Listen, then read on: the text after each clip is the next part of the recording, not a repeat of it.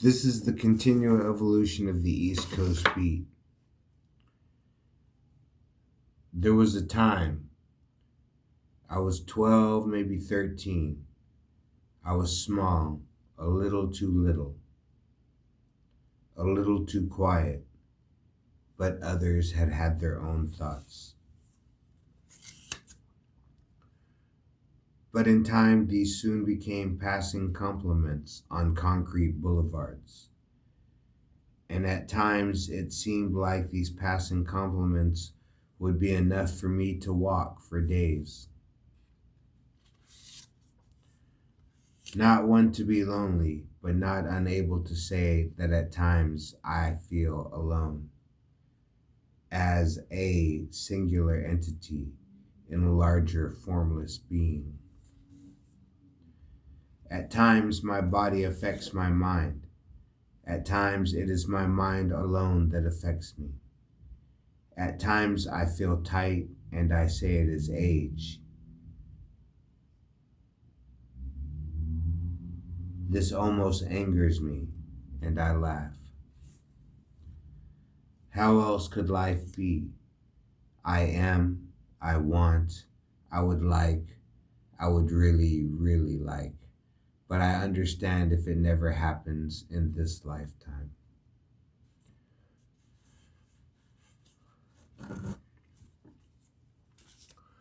When I was in junior high school, I was about 14, 15, I can't remember, 13, 12, about 12, about 13 years old. Um, I got introduced to a guy who's older, who played D&D, and his older brother played D&D, and all of his older brother's friends played D&D. So I got introduced to Dungeons and Dragons, and we were playing first and second. This is back in the 80s, you know what I'm saying? So this was like advanced Dungeons and Dragons, or the basic.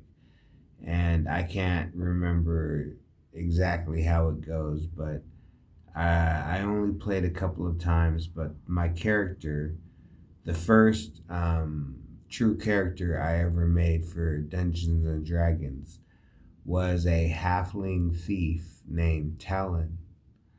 And Talon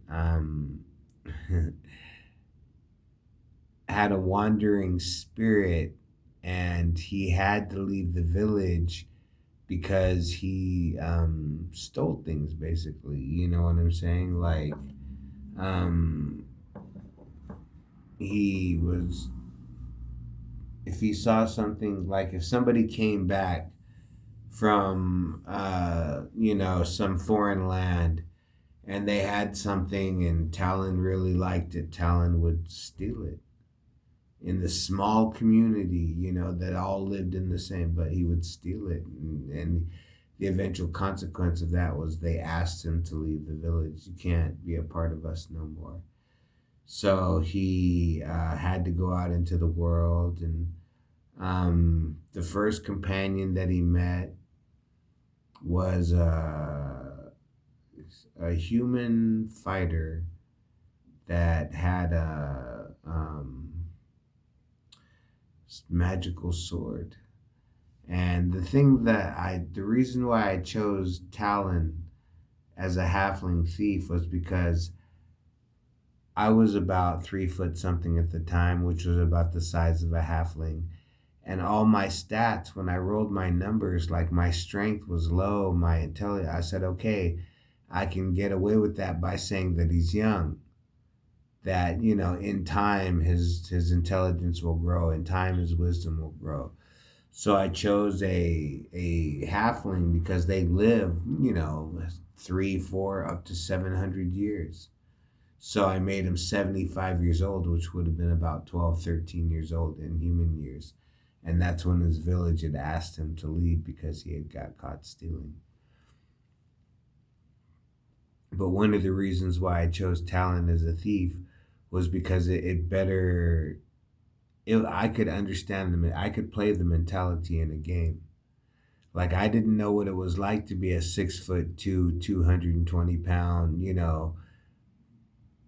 maximum strength guy that could, was known for wielding a heavy sword and riding a big horse. It's like I was a little 12-year-old kid with a pot belly, and I like to eat and drink, and I like travel and adventure. But I wasn't this, I wasn't that. I didn't want to play a magic user because um I mean, it just, between a magic user and a, because back in the original D&D, you could only be a fighter, a cleric, a magic user, or a thief. And fighters were the 6 foot tall, heavily built guys with the swords. Clerics wore armor and they could carry war hammers, and they were servants of a divine god.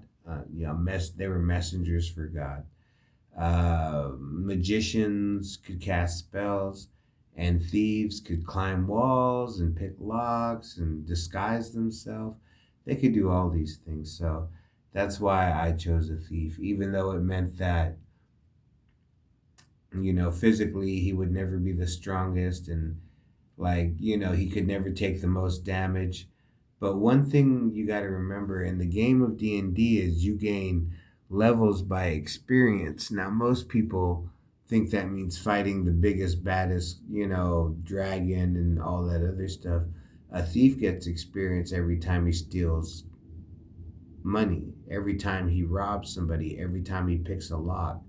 So I can actually learn to be a master level thief and never have to leave the village. That's how I was playing the game. Like, I understand, yeah, let's travel the land and fight the evil dragon. But, as a halfling thief that got kicked out of his own village, he would probably just go to a large city and end up a full time criminal, which was one of the projections that people had for me in my life. You know what I'm saying? That I would not be able to control myself, and that in the end I would be a repeat offender, a full-time criminal, an adult offender. Um, but thankfully, I was able to live my life and never really cross the line. You know what I'm saying?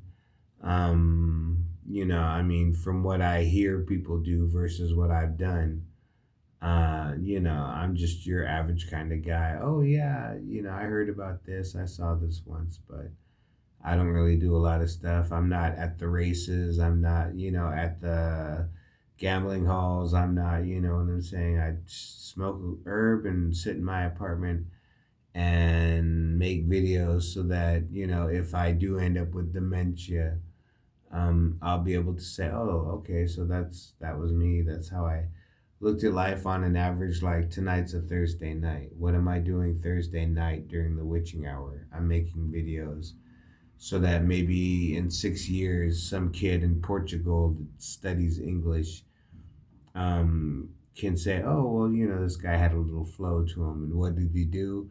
Oh, well, back then in America, they had this thing called high school football, because who knows if that's going to exist in the next 4 or 10 years. Who knows what life is going to be like in 10, 20 years.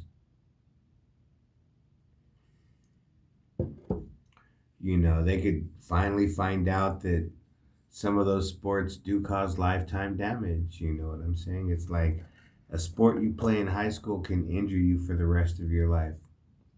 Seriously. You know,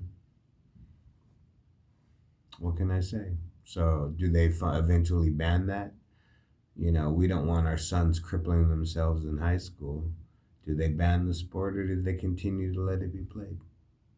I don't know how it's going to go. The continual evolution of the East Coast beat, we will not be denied.